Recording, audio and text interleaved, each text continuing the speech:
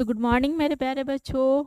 Welcome to A to Fiver education और हम हैं आपकी प्यारी टीचर लोचना मैम। सो आप हमारे साथ पढ़ने वाले हो इंग्लिश, ठीक है। और पिछले क्लास अगर आपने देखी नहीं है तो मस्ट वॉच इट। उसमें हमने लेटर्स के बारे में बताया था। लेटर जो हम लोग दो तरह से हमने बताया था, एक होता है फॉर्मल, एक होता है इनफॉर्मल। तो पिछले क्लास में हमने इनफॉर्मल लेटर को बता दिया है बहुत ही डीपली से। आज हम लोग पढ़ने वाले हैं फॉर्मल लेटर को, ठीक है। अगर आपको पता नहीं है कि इनफॉर्मल लेटर लिखना कैसे है, इससे रिलेटेड क्वेश्चंस कैसे आएंगे, तो आप ज़रूर पिछला जो वीडियो है उसको ज़रूर विजिट करो, उसके बाद आप यहाँ पे आओ, क्योंकि पहली वाली आप समझ नहीं पाओगे तो इसको भी आपको समझ में नहीं आने वाला है। तो डीप डीप नॉलेज के लिए आप पहले उसको देखो फिर इसको आओ, ठीक है। तो आज हम लोग पढ़ने वाले हैं लेटर्स के फॉर्मल लेटर को, ठीक है। तो फॉर कुछ इससे पहले कि क्लास में आगे बढ़े, I think we need to charge, right. तो चार्जिंग के लिए कोड्स बहुत मतलब इम्पोर्टेंट रोल प्ले करते हैं वो लोग। कि जैसे होता है ना कि जब भी आप स्टार्ट करते हो कुछ भी, तो एक एनर्जी के लिए कुछ बूस्ट अप चार्ज अप कुछ होती है तो फिर वो अच्छा होता है। तो यहाँ पे एक बूस्ट अप और चार्ज अप थॉट कह सकते हो, जो नेल्सन मंडेला के द्वारा कहा गया है। क्या देख पा रहे होंगे आप? शिक्षा दुनिया की सबसे शक्तिशाली हथियार है जिसे आप दुनिया को बदलने के लिए उपयोग कर सकते हो। और यही चीज़ के लिए आपको क्या करना है? बहुत ज़्यादा वर्क करना है, ठीक है। तो कभी भी शिक्षा को एकदम छोटा मत समझो कि बस पास मार्किंग के लिए करना है या फिर नंबर लाने के लिए करना है। आपको पढ़ना इसलिए कि आपको सीखना है, क्योंकि ये एक ऐसा वेपन्स बन के आता है जो इन फ्यूचर आपके उन सारे प्रॉब्लम का सॉल्यूशन निकाल सकता है, जो ना तो मनी कभी उसको कर पाएगा, ना तो जो होता है ना ताकत, वो भी नहीं कर पाएगा। एजुकेशन एक ऐसा वेपन्स है जो बड़ी से बड़ी प्रॉब्लम्स को बस यूं बस एक मिनट में एक चुटकी में ख़त्म कर सकता है, ठीक है। तो फोकस इस मोटिवेशन के साथ कि हमको पढ़ना इसलिए नहीं है कि सिर्फ मार्क लाने हैं, हमको पढ़ना इसलिए है कि इन फ्यूचर अगर आने वाले प्रॉब्लम्स हमारे फ्यूचर में आने वाले हैं तो उसको कैसे सॉल्व करें। और इसको सिर्फ एजुकेशन से ही, सही एजुकेशन से, लर्निंग एजुकेशन से हम लोग इसको सॉल्व कर सकते हैं, ठीक है। तो पढ़ो पढ़ो ऐसे इन फ्यूचर काम आए। फॉर्मल जो लेटर्स पढ़ने वाले हो इसका सिर्फ यूटिलाइज ऐसे नहीं करना है कि बस मार्क लाने के लिए फॉर्मल पढ़ लेने हैं फॉर्मल लेटर। इसका यूटिलाइज आपको कहाँ करना है? पोस्ट ऑफिस जब में आप जब लेटर्स लिखोगे इन फ्यूचर, जब आप बड़े बड़े जगह पर पोस्ट में जाओगे, भगवान करे आप जाओ, तो वहाँ पे जब आप जाओ, जब आपकी नौकरियाँ लग जाती है, नौकरियाँ लग जाएगी तो आपको लेटर्स लिखने पड़ेंगे बड़े बड़े अधिकारी को इंग्लिश में। तो वहाँ पे इसको यूटिलाइज करना है। यहाँ पे ये नहीं कि बस इसको रट लिया, एग्जाम में लिख दिया, भूल जाओ, भूलना नहीं है, ठीक है। जो भी पढ़ो उसको अपने लाइफ में अप्लाई करो और उसको यूटिलाइज करो as a weapon of your life, ठीक है। तो चलिए अब हम लोग समझते हैं कि फॉर्मल लेटर्स किसको बोलते हैं। फॉर्मल लेटर्स किसको बोलते हैं तो हमने बता दिया, वो लेटर्स जिसमें हम कोई चीज़ बता रहे होते हैं अपने से अपर लेवल के अधिकारियों को, ठीक है। तो जैसे कि इनफॉर्मल लेटर की बात की थी, इनफॉर्मल लेटर और फॉर्मल लेटर जो भी है, अभी इसमें क्वेश्चंस क्या आता है कि सिर्फ लिखने के लिए नहीं आता है। सिर्फ राइट डाउन करोगे तो सिर्फ उतने के लिए नहीं आएगा कि राइट डाउन कर दिया बस। अभी फिल इन द ब्लैंक्स भी आता है क्योंकि पैटर्न चेंज हो गया, राइट। तो पैटर्न चेंज हो गया है, कैसे चेंज हुआ है और कैसे कैसे करना है वो हम लोग अभी देखेंगे।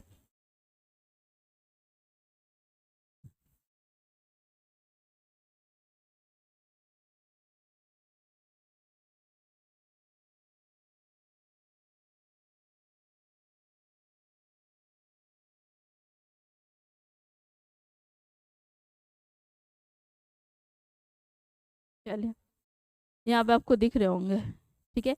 तो ये बहुत ही कॉमन एक फॉर्मल लेटर है जो बचपन से हम लोग छुट्टी के लिए बचपन से लिखते आ रहे हैं, हिंदी में इंग्लिश में। एक छोटा सा बच्चा भी जब कभी भी स्कूल में absent हो जाता है तो ये नॉर्मल सा फॉर्मल लेटर वो लिखता है।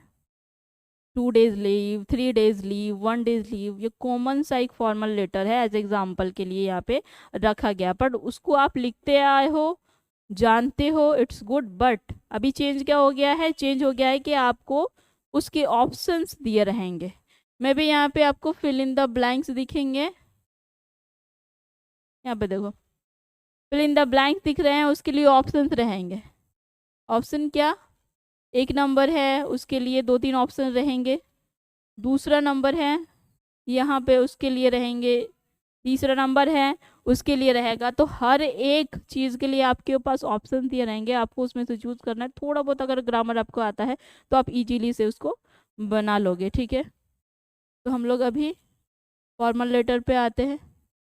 तो आई थिंक आप लोगों को ये याद होगा, आई थिंक 10th में पहुंच गए तो इतनी बार अगर आपने हिंदी में भी लिखा होगा, इंग्लिश में भी लिखा होगा तो याद होगा। अदरवाइज नहीं याद हुआ है या फिर नहीं है पता तो कोई बात नहीं, हम बिल्कुल आपको बताएंगे और आप यहाँ पे देख सकते हो, चाहो तो स्क्रीनशॉट ले सकते हो, ठीक है। तो नॉर्मल से एप्लीकेशन है कि आपको छुट्टी चाहिए, तो हम लोग स्टार्टिंग कैसे करते हैं, स्टार्टिंग करेंगे 2 से।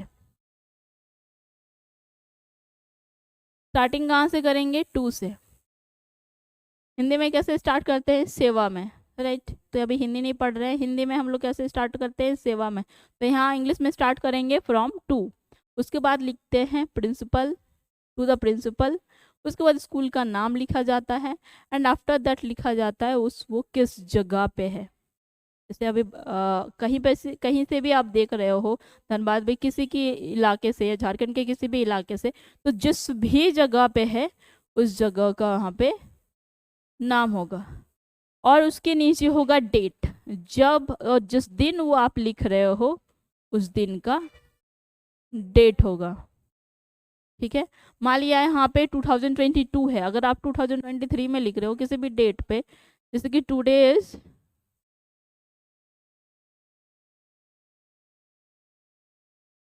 कितना है,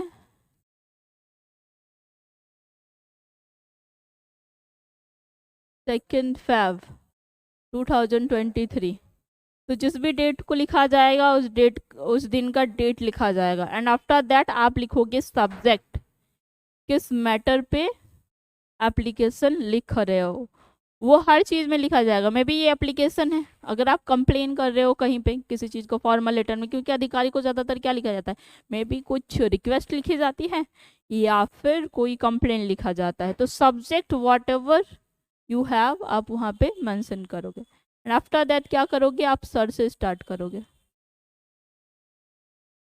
सर रिस्पेक्टफुली, अगर आप रिक्वेस्ट कर रहे हो तो I beg to say that I am, जैसे नॉर्मल है। अगर ज़्यादातर हम लोग जब भी लीव स्कूल की मांगते हैं तो हमारा कॉमन एक रीज़न होता है दैट इज फीवर, ठीक है। तो वही यहाँ पे मेंशन किया गया है।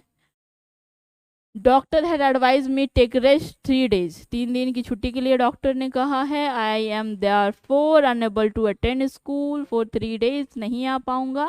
Kindly grant me leave 3 days from today, I shall be ever grateful to this act of kindness. लास्ट में लिखा जाता है thanking you and at the last आप लिखोगे योर ओबीडियंटली, अपना नाम, रोल नंबर और क्लास, ठीक है।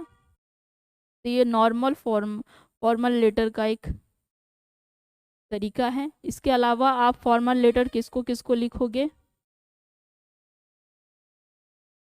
पोस्ट ऑफिस को लिखा जाता है, इलेक्ट्रिसिटी डिपार्टमेंट से आपका इस तरह का एक आ जाएगा, ठीक है।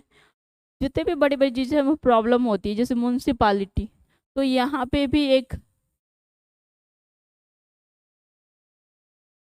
म्यूनसिपालिटी को भी हम लोग लेटर्स लिखते हैं फॉर्मर्स, क्योंकि जगह साफ नहीं होती है, नालियाँ गंदी होती है। तो इस रिगार्डिंग में भी हमें एप्लीकेशन लिखने होते हैं। मे बी कंप्लेनिंग के लिए सब्जेक्ट कोई भी हो सकता है, मे बी कंप्लेन हो, मे बी रिक्वेस्ट हो। फॉर्मल लेटर 2 ही रीजन से बेसिकली बनाए जाते हैं, एक तो होता है रिक्वेस्ट, दूसरा होता है कंप्लेन, ठीक है। तो बेसिकली आप जो प्रिंसिपल्स होते हैं, पोस्ट ऑफिस, इलेक्ट्रिसिटी या फिर म्यूनसिपल, ये इन 4-5 में से आपको कुछ ना कुछ एक आने वाला है और उसको आपको रट लेना है, ठीक है। ये होते हैं तरीके जो हमने बता दिए। अब हम लोग जाएंगे फिल इन द ब्लैंक्स पे।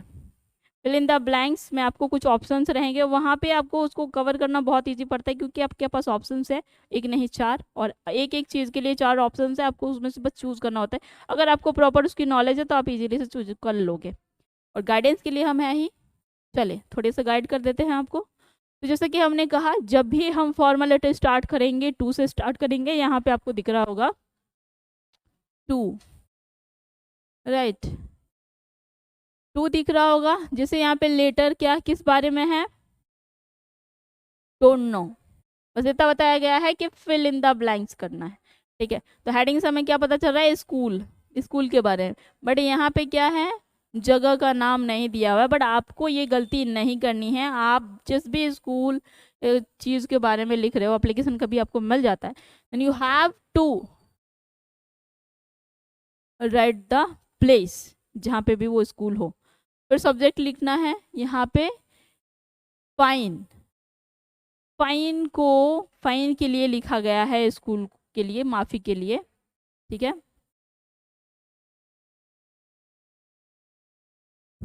पूरा क्या है, विथ हम्बल, सर से स्टार्ट करेंगे।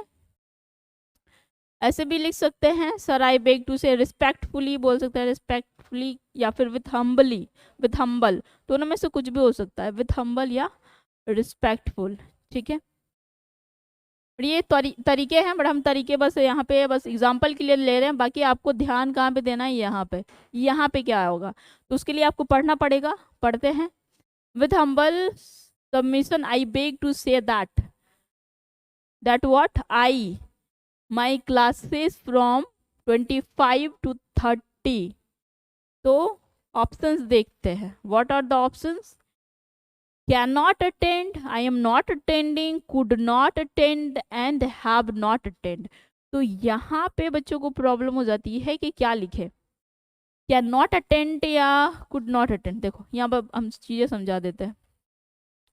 तो कैन नॉट अटेंड मतलब नहीं हो सकता, अभी नहीं हो सकता, ठीक है।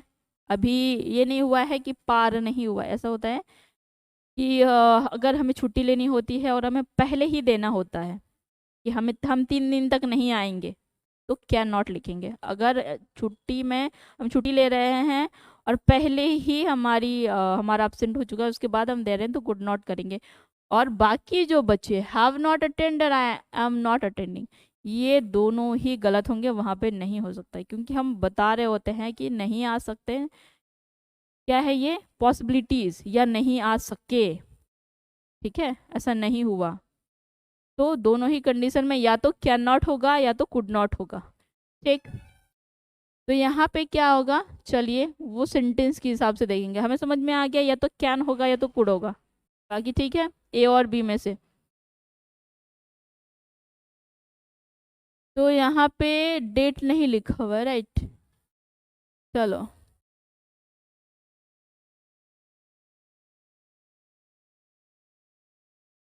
Okay. Engage, engage in the marriage ceremony of my sister I could not attend. तो यहाँ पे देखो, आप कुड नॉट अटेंड है, मतलब वो क्या है, जब भी आपको यहाँ पे समझ में ना आए कैन या क्या देना है, तो आप आगे वाला सेंटेंस थोड़ा पढ़ोगे, इससे पता चलेगा कि वो फ्यूचर की बात, मतलब अभी की बात बोल रहा है या जो हो चुका है उसकी बात कर रहा है। तो यहाँ पे कुड नॉट की बात हो रही है कि आ नहीं सका था, तो यहाँ पर भी आप क्या डालोगे, यहाँ पे भी आप डालोगे ऑप्शन बी, ठीक है, ऑप्शन बी डालोगे, क्या, कुड नॉट, नहीं हो सका था। चलिए ऑप्शन 2 पे आते हैं।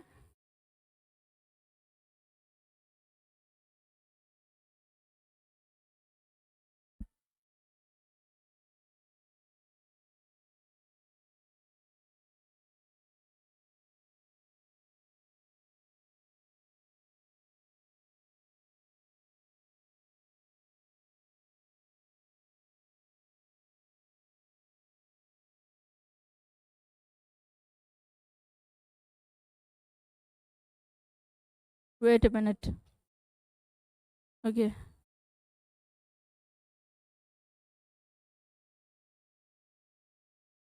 Wait a minute students, maybe something wrong. Okay, hope so.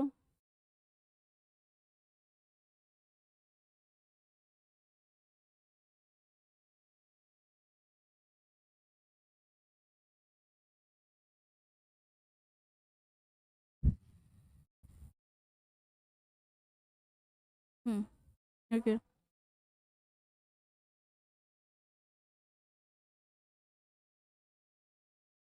Okay, कोई बात नहीं। अ,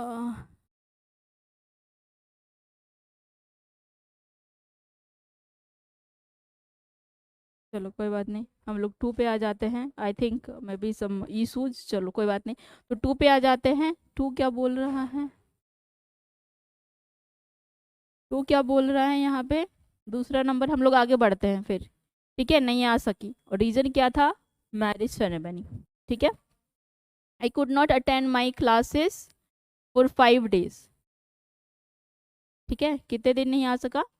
5 days नहीं आ सका। दे आर फोर के बाद वो ऑप्शंस देखेंगे क्या है। दे आर फोर,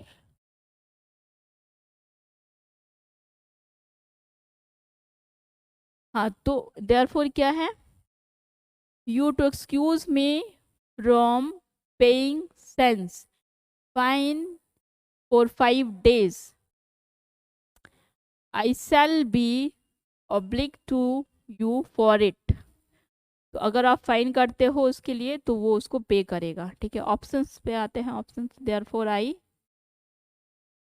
क्या करेगा? वो रिक्वेस्ट करेगा। देयरफॉर आप क्या करोगे वहां पे? रिक्वेस्ट करने वाले हो। Request, therefore I requesting. Therefore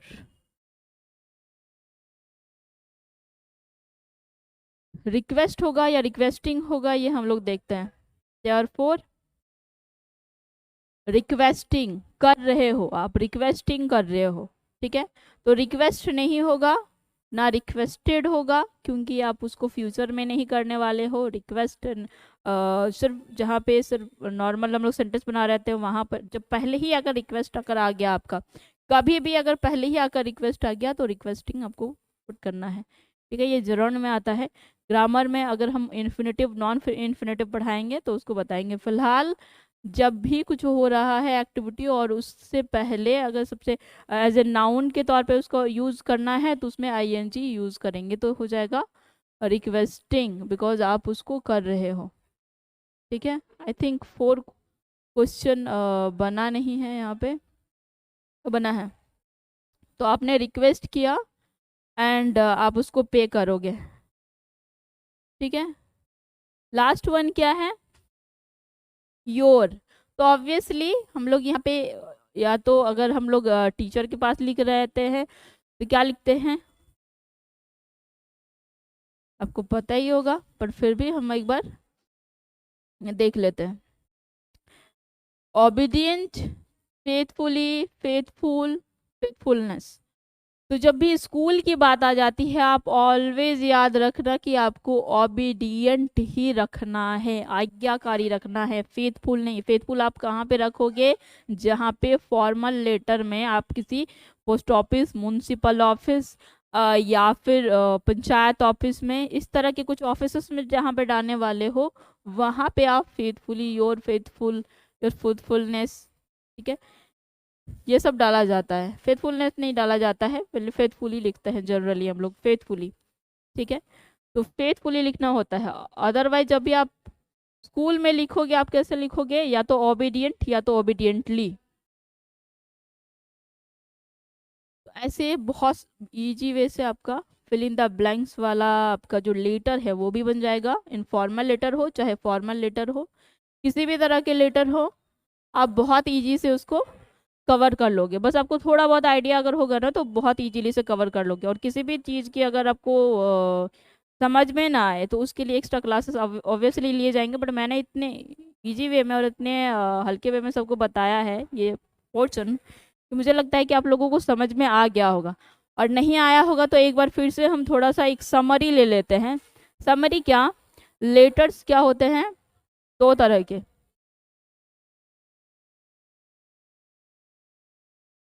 एक होता है इनफॉर्मल एक होता है फॉर्मल, ठीक है। और इनफॉर्मल में कौन कौन से आ जाते हैं?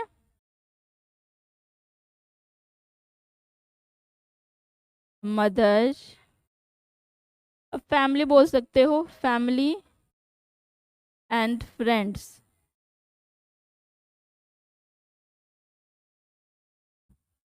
और फॉर्मल में कौन कौन से आ जाएंगे? जितने भी ऑफिसर्स हैं या ऑफिसर्स हैं।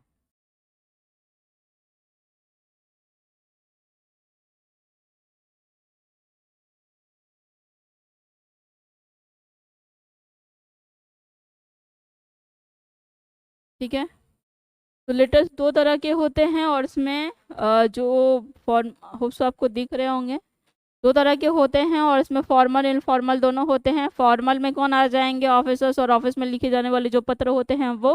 और इनफॉर्मल में फैमिली फ्रेंड को लिखे जाना वाला। जनरली जो फैमिली और फ्रेंड में लिखा जाता है, या तो अंकल को लिखा जाता है, या तो मदर को लिखा जाता है, या पापा को लिखा जाता है। फ्रेंड को लिखा जाता है कभी कभी घूमने के लिए छुट्टी में क्या किया, यही सारे ज़्यादातर आते हैं, ठीक है। और उसके ब्लैंक आएंगे तो ब्लैंक में ज़्यादा घबराने की ज़रूरत नहीं है। आपको अगर लेटर लिखना आता है तो उसमें क्या होगा कि वो अगर आते भी हैं तो ऑप्शन देके आप तुरंत उसमें टिक लगा लोगे। और ये कैसे होगा? ये होगा आपकी प्रैक्टिस के साथ। जितने ज़्यादा आप प्रैक्टिस करोगे, जितने ज़्यादा आप देख देख के उसको बनाओगे, वो प्रैक्टिस ऑटोमेटिकली आपके हैबिट में आ जाएगा और वो आपकी एक अच्छी पकड़ बन जाएगी, जिससे आप लिख तो लोगे ही, पैटर्न तो आपको पता चलेगा ही कि कैसे लिखा जाता है। इसके अलावा आपको ये भी पता चलेगा कि किसके बाद क्या आता है। तो बहुत इंपॉर्टेंट है कि आप लेटेस्ट में पकड़ बनाओ या किसी भी चीज़ में पकड़ बनाओ। इंपॉर्टेंट है कि रिवाइज करते रहो। No option for hard work, hard work का कोई ऑप्शन नहीं होता है, आपको वो करना ही पड़ेगा, ठीक है। फॉर्मल लेटर, फॉर्मल लेटर में जैसे कहा हमने कि ऑफिसर्स में लिखे जाते हैं, ठीक है। तो वहाँ पे पैटर्न क्या बताया हमने? टू से स्टार्ट करेंगे, जो भी अथॉरिटी रहेगी उस अथॉरिटी का नाम पहले देंगे। हेडमास्टर लिखा था हेडमास्टर, ठीक है। Dear to the municipal office लिखें तो म्यूनसिपल ऑफिस हो जाएगा, ठीक है। कहीं पे भी किसी भी अथॉरिटी का नाम है, जो भी हेड होंगे उनका नाम, उस चीज़ का नाम, ठीक है। जैसे स्कूल का नाम लिखा तो जिस भी एरिया का पंचायत है तो पंचायत का नाम लिखेंगे, एरिया का नाम लिखेंगे। फिर सर करके, रिक्वेस्टिंग है तो विथ हम्बल, विद रिस्पेक्टफुली, ठीक है। कंप्लेन हो या रिक्वेस्ट, स्टार्टिंग हमेशा पोलाइटली ही करनी है, उसके बाद अपनी बात बतानी है। कंप्लेन है तो कंप्लेन को बताना है क्या क्या प्रॉब्लम है, और रिक्वेस्ट है तो रिक्वेस्ट को बताना है। एट द एंड आपको करना है लास्ट में। अगर इनफॉर्मल है तो योर फेथफुली विथ लव, ठीक है। अगर टीचर का है, टीचर के लिए टीचर को लिखा हुआ, मतलब हेडमास्टर को लिखा हुआ है या प्रिंसिपल को लिखा हुआ है तो योर फेथफुली लिखेंगे। अगर किसी ऑफिसर्स को, अथॉरिटी को लिख रहे हैं, वेट अ मिनट, अगर अथॉरिटी को लिख रहे हैं किसी,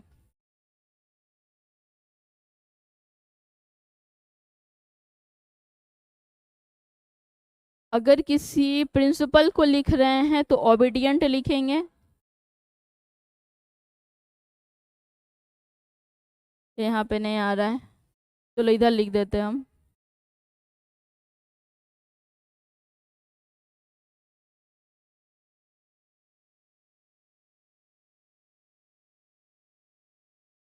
अगर हम किसी प्रिंसिपल को लिख रहे हैं तो ऑलवेज एंड ऑलवेज क्या लिखना है? ओबीडियंट। और अगर किसी अथॉरिटी, कोई ऑफिसर को लिख रहे हैं तो क्या लिखना है? फेथफुली। ये आप बुक में बहुत इजी से देख सकते हो, वो आपका डिपेंड करेगा प्रैक्टिस पे, ठीक है। और फॉर्मल में with love, your loving daughter,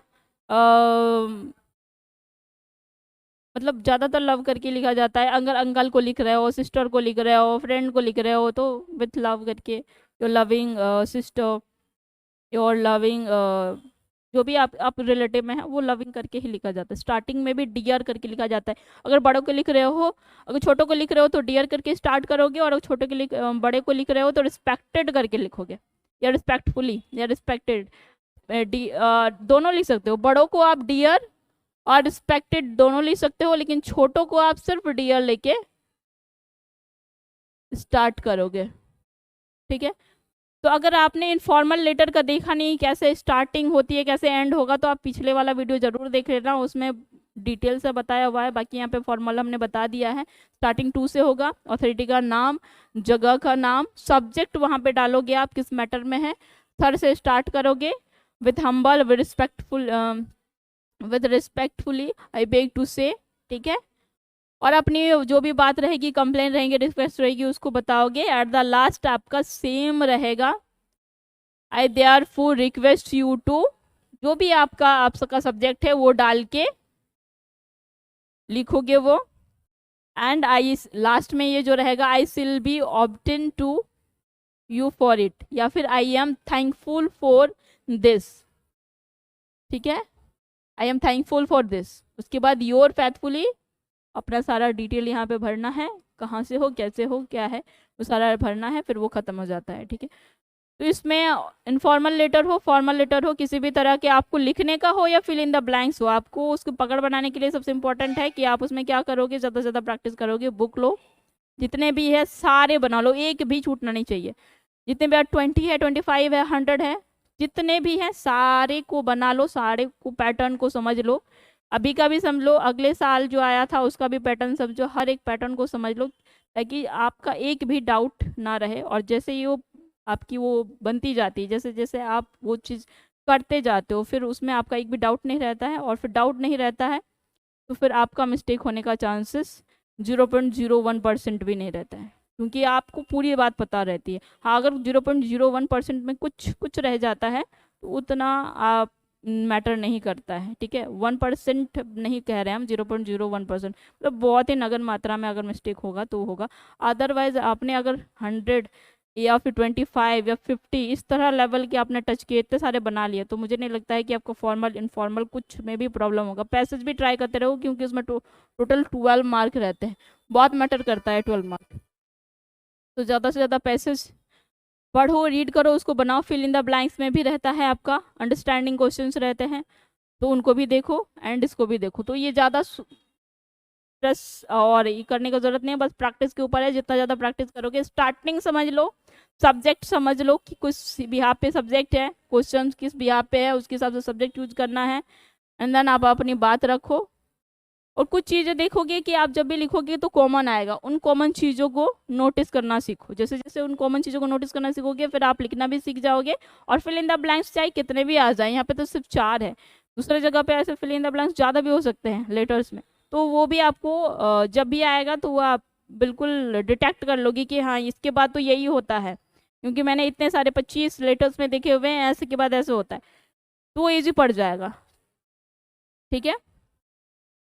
तो होप्स आपको सारा समझ में आया गया होगा। एंड आप वही एक चीज़ हमेशा करो, that is practice practice practice. Practice ही आपको परफेक्ट बनाती है, तो प्रैक्टिस करते रहें। जितना ज़्यादा सॉल्विंग पेपर मिले आपको प्रीवियस का, वो भी करते रहें। अभी न्यू आ रहा है पैटर्न, उसको भी चेक करते रहें।